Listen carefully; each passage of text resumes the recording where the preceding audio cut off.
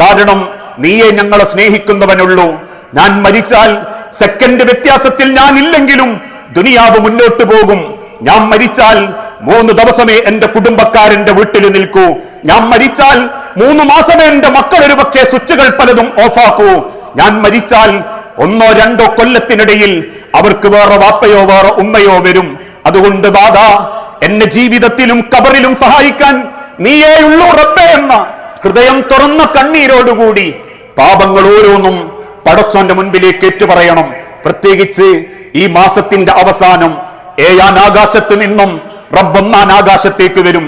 2 കൈകളും നെട്ടിയിട്ട് ചോദിക്കും, സൽ അടിമകളെ നിങ്ങൾ ചോദിക്കി, കിടന്നുറങ്ങല്ലേ, റോട്ടിലേക്ക് പായല്ലേ, കരിച്ചതിനും പൊരിച്ചതിനും വെപ്രാളപ്പെടല്ലേ, ഷോപ്പിംഗ് മാളുകൾ കയറി ഇറങ്ങല്ലേ, സൽ ചോദിക്കു മനുഷ്യരെ, നിങ്ങൾ എന്ത് ചെയ്താലും ഞങ്ങൾക്ക് പൊറുത്തരും.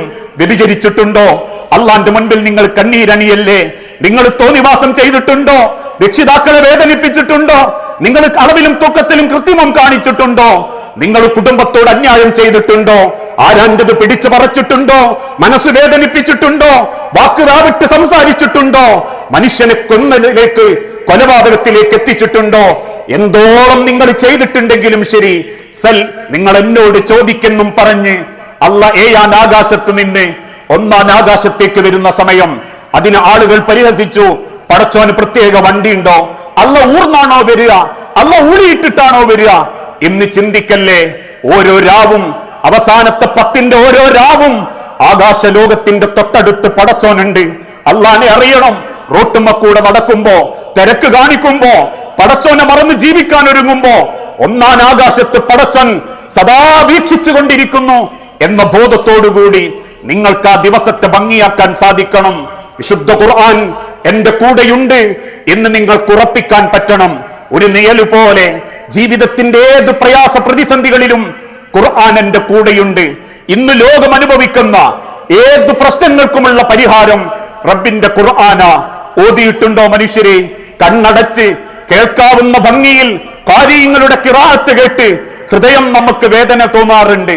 അള്ളാഹുവിന്റെ ആയത്തുകളിലെ ഓരോ വാക്കുകളിലൂടെ കടന്നു പോകുമ്പോഴും നെഞ്ചിന്റെ അകത്ത് നമുക്ക് മിടിപ്പനുഭവപ്പെടാറുണ്ടെങ്കിൽ ആ റബ്ബിന്റെ അരികിൽ എന്റെ ഖുർആൻ എനിക്ക് ശുപാർശകനാകും എന്ന ഉറപ്പ് നമുക്ക് നേടാൻ സാധിക്കേണ്ടതുണ്ട്. കാരണം മനുഷ്യന്റെ ജീവിതത്തിലുള്ള ഏത് പ്രയാസങ്ങൾക്കുമുള്ള പരിഹാരം റബ്ബിന്റെ ഖുർആനിലേക്ക് മനസ്സിനെ ഏൽപ്പിക്കുക എന്നുള്ളതാ. ഏത് ടെൻഷനുണ്ടോ, നിങ്ങൾ ഏതെങ്കിലും കൗൺസിലിംഗുകാരന്റെ അടുത്തുപോയിട്ടല്ലാതിരിക്കേണ്ടത്. നിങ്ങൾക്ക് മാനസിക സംഘർഷമുണ്ടോ, കുടുംബത്തിൽ പരീക്ഷണമുണ്ടോ, അലാ അലാ വിധിക്കില്ല. ലോകത്ത് ശത്രുക്കൾ പോലും ആഗ്രഹിച്ചു പോകുന്ന ഒരു ഗ്രന്ഥം പടച്ചോന്റെ കലാം കയ്യിലുണ്ടായിട്ടും ഒരു 10 പേജ് ഓതി അർത്ഥമറിഞ്ഞ് നാഥന്റെ മുൻപിൽ സുജൂദിൽ കണ്ണുനീരൊഴുക്കാൻ നിങ്ങൾക്ക് പറ്റിയിട്ടുണ്ടെങ്കിൽ നിങ്ങളെ മനസ്സ് കുളിർന്നിട്ടുണ്ടാകും, നിങ്ങളെ മനസ്സ് പ്രകാശപൂരിതമായിട്ടുണ്ടാകും. ഇന്നഹാദൽ ഖുർആന യഹ്ദീ ലില്ലതീ ഹിയ അഖ്വം. അത് നിങ്ങളെ ചൊവ്വായ പാതയിൽ ഉറപ്പിച്ചു നിർത്തും. പക്ഷേ നമുക്കതിന് നേരം കിട്ടിയിട്ടില്ലെങ്കിൽ, നമ്മളെ സമയം അനുവദിച്ചിട്ടില്ലെങ്കിൽ, ഇനി അങ്ങോട്ടുള്ള ദിനങ്ങളിൽ അള്ളാഹുവിന്റെ ഖുർആനിന്റെ അവതരണ ദിവസമാ. അള്ളാഹുവിന്റെ ലോകത്ത് നിന്നും കാര്യങ്ങൾ ഏറ്റെടുത്ത് മലക്കുകൾ ഭൂമിയിലേക്ക് വരുന്ന ദിനം, റബ്ബിന്റെ ഖുർആൻ അവതരിച്ച ദിനം. ആ ദിനത്തിൽ എന്റെ ഖുർആനിനെ ഞാൻ കൈവിടില്ല എന്ന ഹൃദയവിശ്വാസത്തോടുകൂടി ഖുർആനിനെ നെഞ്ചിലേറ്റി കൊണ്ടു നടക്കാൻ നമുക്ക് പറ്റണം. ദാനധർമ്മങ്ങൾ നമ്മൾ സജീവമാക്കിയിരുന്നു എന്ന് കരുതി ദാനധർമ്മം ചെയ്തത് നമ്മളന്ന് മറന്നേക്കണം. ഏതർത്ഥത്തിൽ ദാനം കൊടുത്തവനെ കാണുമ്പോ ഇനി ഒരു ഔപചാരികമായ ഒരു നല്ല രീതിയിലുള്ള ഒരു പെരുമാറ്റം നിങ്ങൾ പ്രതീക്ഷിക്കല്ലേ. ദുനിയാവിലൊന്നും പ്രതീക്ഷിക്കല്ലേ. പടച്ചോന് കൊടുത്തിട്ടുണ്ടെങ്കിൽ ആഖിറത്തിലേ നിങ്ങൾ പ്രതീക്ഷിക്കാവൂ. എന്നെ കാണുമ്പോ ഒന്ന് നിൽക്കണം. കഴിഞ്ഞ നോമ്പിന് ഞാൻ കൊടുത്തതാ 500, കഴിഞ്ഞ റമളാനിന് സക്കാത്തിന് ഞാൻ കൊടുത്തതാ 2000. ഇന്ന് ചിന്തിക്കാതെ കൊടുത്ത ദാനധർമ്മം നിങ്ങൾ ഹൃദയത്തിൽ നിന്ന് മറന്നേക്കുക. കൊടുക്കാൻ വേണ്ടി റബ്ബിനോട് പ്രാർത്ഥിച്ചുകൊണ്ടിരിക്കുക. എന്ത് രസായിരുന്നു റബ്ബേ റമളാനിൽ കയ്യിലുള്ളത് ഒരാൾക്ക് കൊടുക്കുമ്പോ വല്ലാത്തൊരു സന്തോഷം. റമളാനിന്റെ ചൈതന്യവും കൊടുത്ത പണത്തിന്റെ ഭംഗിയും ഹൃദയത്തെ നമുക്ക് വല്ലാത്ത സന്തോഷം ഉണ്ടാക്കിയിട്ടുണ്ടെങ്കിൽ ഇനിയും എനിക്ക് തരണം റബ്ബേ. എന്തിന്? കൊടുക്കാൻ വേണ്ടി, എനിക്കുണ്ടാക്കാൻ വേണ്ടിയിട്ടല്ല. കൊടുത്തതിന്റെ പേരിൽ ഒരു കുറ്റബോധവും തോന്നാനും പാടില്ല. റമളാനിൽ കുറെ വിചാരിക്കാണ്ട് ചെലവ് വന്നു, കുറെ ആൾക്കാർ പിരിവിന് വന്നു, കുറെ അങ്ങനെ അങ്ങ് പോയി. അതുകൊണ്ട് ഇനിയത്തെ ഒരു 3 മാസം വലിയൊരുനാൾ വരെ ഞാനൊന്ന് ടൈറ്റ് ആക്കുകയാണ് കേട്ടോ എന്ന് ചിന്തിക്കല്ലേ. കൊടുത്തതിന്റെ കൂലി പോലും നഷ്ടപ്പെട്ടു പോകും. നാഥന്റെ മാർഗത്തിൽ കൊടുത്തിട്ടുണ്ടെങ്കിൽ ആ കൊടുത്തതേ എനിക്കിങ്ങൾക്കുള്ളൂ, ആ കൊടുത്തതേ എന്റെ ഇങ്ങൾതും ആയിട്ടുള്ളൂ. ബാക്കിയുള്ളതൊക്കെ ദുനിയാവിൽ അള്ളാഹു നശിപ്പിക്കാനുള്ളതോ മക്കൾ കൊണ്ടുപോകാനുള്ളതോ. നിങ്ങൾ കൊടുത്തത് എത്രയുണ്ടോ അത് നിങ്ങൾ അക്കൗണ്ടിൽ രേഖപ്പെടുത്തി. അതുകൊണ്ട് ഒരാടിനെ അറുത്ത് ജനങ്ങൾക്ക് വിതരണം ചെയ്ത് ആയിഷ റളിയല്ലാഹു തആല അങ്ങനെ ഇരിക്കുമ്പോ നബിത്തങ്ങൾ ആ വീട്ടിലേക്ക് കയറി വന്ന് ചോദിച്ചു, ആയിഷ, മുഴുവനും ആടിനെ കൊടുത്തോ? കൊടുത്തു പ്രവാചകരെ. എന്തേ ബാക്കിയുള്ളത്? അതിന്റെ കാലിന്റെ ഭാഗത്തുള്ള കറുത്ത കൊളമ്പ്, ആ കൊളമ്പ് എല്ലടക്കം ഉയർത്തി കാണിച്ചിട്ട് ആയിഷ ബീവി തിരിച്ചു പറഞ്ഞു, നബിയെ, ഈ കൊളമ്പ് മാത്രമേ ബാക്കിയുള്ളൂ. പുഞ്ചിരിയോടെ നബിത്തങ്ങൾ തിരിച്ചു പറഞ്ഞു, ആയിഷ, ആ കൊളമ്പല്ലാത്തതെല്ലാം നിനക്ക് കിട്ടി, കൊളമ്പ് നിനക്ക് കിട്ടാതായി പോയി. അഥവാ കൊടുത്തതേ നമുക്ക് വന്നിട്ടുള്ളൂ. നമ്മൾ തിന്നതും വാങ്ങിയതും ഫ്രൂട്ട്സ് ആയിട്ട് വാരി പിടിച്ചതും ജീവിതത്തിൽ ചെലവാക്കിയതും ഒക്കെ നമ്മളെ ദുനിയാവിലെ പവറിനും ഭംഗിക്കും വേണ്ടിയാ. ഒരാൾക്കൊരു 10 കൊടുത്തിട്ടുണ്ടെങ്കിൽ, ഒരു 5 കൊടുത്തിട്ടുണ്ടെങ്കിൽ അതെനിക്കിങ്ങൾക്കും ബാക്കിയായതാ. അതിന്റെ പേരിൽ മനസ്സിൽ കൊടുത്ത് കുറെ കൂടിപ്പോയി, വല്ലാത്ത കുറെ എല്ലാ ഭാഗത്തുനിന്നൂടെയും പിരിവാര് വന്നു. 5-6 ആൾക്കാർ വന്ന് കൈയിട്ടുമ്പം റെസീറ്റ് പിടിച്ചപ്പോ എന്തേപ്പ പറയാ എന്ന ബേജാറിനൊക്കെ അതിന്റെ പിന്നിലുണ്ടെങ്കിൽ കൊടുത്തതും പോകും, കൊടുത്ത പൈസയും പോകും എന്ന് തിരിച്ചറിയുക. ഇനിയും കൊടുക്കാൻ റബ്ബ് തരണമേ എന്ന പ്രാർത്ഥനയോടെ ഹൃദയം കൊണ്ടും ജീവിതം കൊണ്ടും സമ്പത്ത് കൊണ്ടും റബ്ബിന്റെ അടുത്തേക്ക് കൂടുതൽ അടുക്കാൻ വേണ്ടി ഈ സമയം നമ്മൾ ഉപയോഗപ്പെടുത്തണം. അതിന്റെ അവസാന മണിക്കൂറുകളിലേക്ക് നമ്മൾ എത്തിക്കൊണ്ടിരിക്കുകയാ. ഓരോരുത്തരും മുണ്ട് മുറുക്കിയെടുത്ത് നാരനിലേക്ക് അടുക്കാൻ വേണ്ടി കൂടുതൽ പരിശ്രമിക്കുമ്പോ നമ്മൾ തീരാനായി, അല്ലെങ്കിൽ ഒരാഴ്ചയും കൂടിയും അടുത്ത വ്യാഴാഴ്ച ആകുമായിക്കൂലേ എന്നൊക്കെ ഉള്ളൊരു സമാധാനത്തിലാണെങ്കിൽ പടച്ചോൻ എന്നെ അറിഞ്ഞിട്ടുണ്ട്, നമ്മളൊക്കെ വലിയ അഭിനയ ലോകത്തായിരുന്നു എന്ന്. ആ അഭിനയത്തിന്റെ കൂലി തസ്ല നാറൻ ഹാമിയ, കത്തിജ്വലിക്കുന്ന അഗ്നിയായിട്ട് പടച്ചോൻ തിരിച്ചിരുമ്പോ നബിത്തങ്ങൾ മദീനത്തെ പള്ളിയിൽ പറഞ്ഞൊരു വാക്കുണ്ട്, എത്രയെത്ര സാധുക്കൾക്കാ പട്ടിണി ബാക്കിയായി കിട്ടിയത്, എത്രയെത്ര സാധുക്കൾക്കാ പൈസയൊക്കെ പോയി കിട്ടിയത്, എത്രയെത്ര സാധുക്കൾക്കാ അവരെ ക്ഷീണവും ത്യാഗവും നശിച്ചു പോയത് എന്ന തിരുദൂതന്റെ വാക്കിൽ നമ്മൾ പെടാതിരിക്കാൻ റമളാൻ മാസമേ തീരുന്നുള്ളൂ. നേടിയ ചൈതന്യവും തഖ്വയും നമ്മിൽ നിന്നും വിട പറയുന്നില്ല എന്ന തീരുമാനത്തോടെ പ്രാർത്ഥനയോടെ നാഥനിലേക്ക് അടുത്ത് നിൽക്കാൻ സാധിക്കണം. അങ്ങനെ ചിന്തിക്കുന്ന മുഅ്മിനീങ്ങളിൽ അള്ളാഹു നമ്മളെ എല്ലാവരെയും ഉൾപ്പെടുത്തി അനുഗ്രഹിക്കുമാറാകട്ടെ.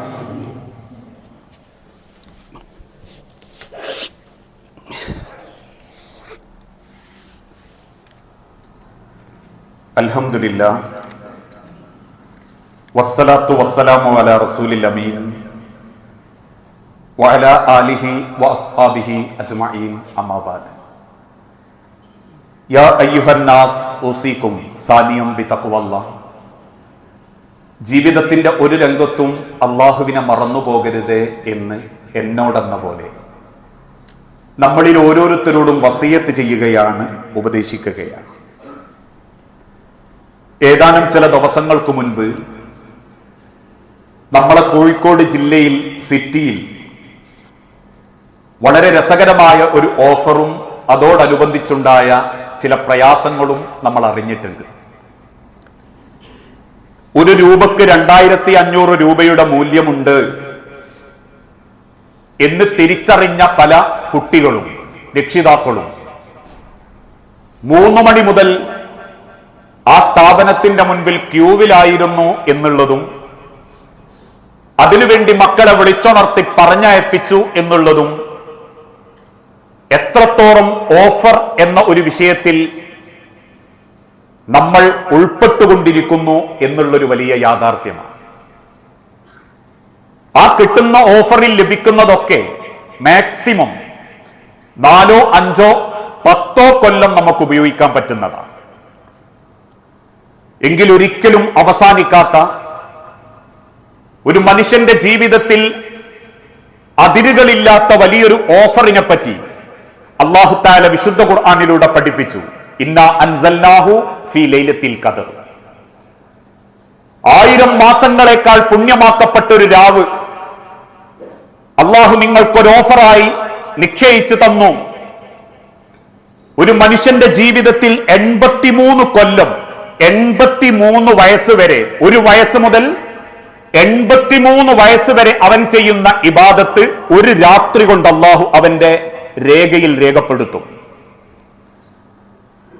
1000 മാസങ്ങളെക്കാൾ പുണ്യമുള്ള ആ ഒരു ദിവസം, അതിനുവേണ്ടി ഒരു ഭാഗത്ത് ആളുകൾ ഒരുങ്ങിക്കൊണ്ടിരിക്കുന്നു, മറുഭാഗത്ത് ചില ആളുകൾ അലംഭാവത്തോടുകൂടി അതിനെ തള്ളിക്കളഞ്ഞുകൊണ്ടിരിക്കുന്നു. അതുകൊണ്ട് പ്രിയപ്പെട്ടവരെ, അതിൽ അർഹരാവാൻ വേണ്ടി നമ്മൾ പരിശ്രമിക്കണം.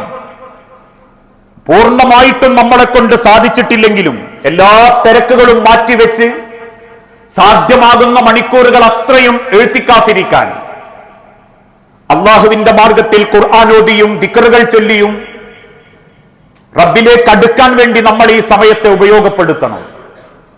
പൂർണ്ണമായിട്ടും നമ്മളെ കൊണ്ട് സാധിച്ചിട്ടില്ലെങ്കിലും സാധ്യമാകുന്ന മണിക്കൂറുകൾ, സാധ്യമാകുന്ന സമയങ്ങൾ അള്ളാഹുവിങ്കിലേക്ക് അടുക്കാൻ വേണ്ടി അതിന്റെ ഒരു അംശമെങ്കിലും കിട്ടാൻ, 83 കൊല്ലത്തിൽ ഒരു 10 കൊല്ലെങ്കിലും കിട്ടാൻ എന്നൊരു മനസ്സോടുകൂടി അല്പമെങ്കിലും ലഭിക്കാൻ അള്ളാഹുവിന്റെ ഈ ദിവസങ്ങളെ ജീവിപ്പിക്കാൻ നമ്മളെ കൊണ്ട് സാധിക്കണം.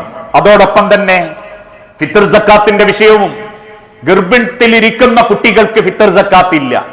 പക്ഷേ പെരുന്നാളിന്റെ തലേന്ന് വൈകുന്നേരം 6, 7, 8 മണിക്ക് മാസം കാണുന്നതിന്റെ തൊട്ട് മുൻപ് പ്രസവിച്ച കുട്ടിയാണെങ്കിൽ പോലും അവർക്ക് ഫിത്ർ സക്കാത്ത് ഉണ്ട്. ആ ഫിത്ർ സക്കാത്തിന്റെ കണക്ക് കൃത്യമായി പാലിച്ച് അർഹതപ്പെട്ട ആളുകളുടെ കൈകളിലേക്ക് അതെത്തുന്നുണ്ട് എന്ന് ഉറപ്പുവരുത്തേണ്ടത് പള്ളി കമ്മിറ്റിക്കാരെ ബാധ്യതയല്ല, നോമ്പ് നോറ്റോന്റെ ബാധ്യതയാണ്, ഓരോ വിശ്വാസിന്റെയും ബാധ്യതയാണ്.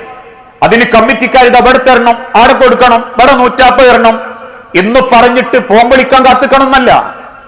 നിങ്ങളത് നിങ്ങളുടെ നോമ്പിൽ വല്ല പോരായ്മയും പറ്റിയിട്ടുണ്ടെങ്കിൽ അതുപോലും പരിഹരിക്കാൻ ഫിത്ർ സക്കാത്തിന് സാധിക്കും. ജനിച്ചു വീണ ഓരോ കുട്ടിയുടെയും നിർബന്ധമാണെന്നും അത് സാധുക്കളുടെ അവകാശമാണെന്നും പ്രവാചകൻ സല്ലല്ലാഹു അലൈഹി വസല്ലമ ഓർമ്മപ്പെടുത്തി. പിന്നെ ആവശ്യമില്ലാതെ കിട്ടുന്നതൊക്കെ അങ്ങ് പോരട്ടെ എന്ന് കരുതിയിട്ട് വാങ്ങിക്കുന്നതാണെങ്കിൽ അത് അള്ളാഹുവിനോട് അവരുത്തരം പറയട്ടെ എന്നാണ് ഉലമാക്കളുടെ രേഖപ്പെടുത്തൽ. അതുകൊണ്ട് തന്നെ ഫിത്ർ സക്കാത്ത് എത്രയാണോ നമ്മളുടെ നിശ്ചയിക്കപ്പെട്ട വിഹിതം അതെത്രയും പെട്ടെന്ന് കൊടുക്കാൻ വേണ്ടി ഓരോരുത്തരും ശ്രദ്ധിക്കണം. അത് കൊടുക്കേണ്ടത് എപ്പോ എന്നുള്ള ചോദ്യത്തിന് പോലും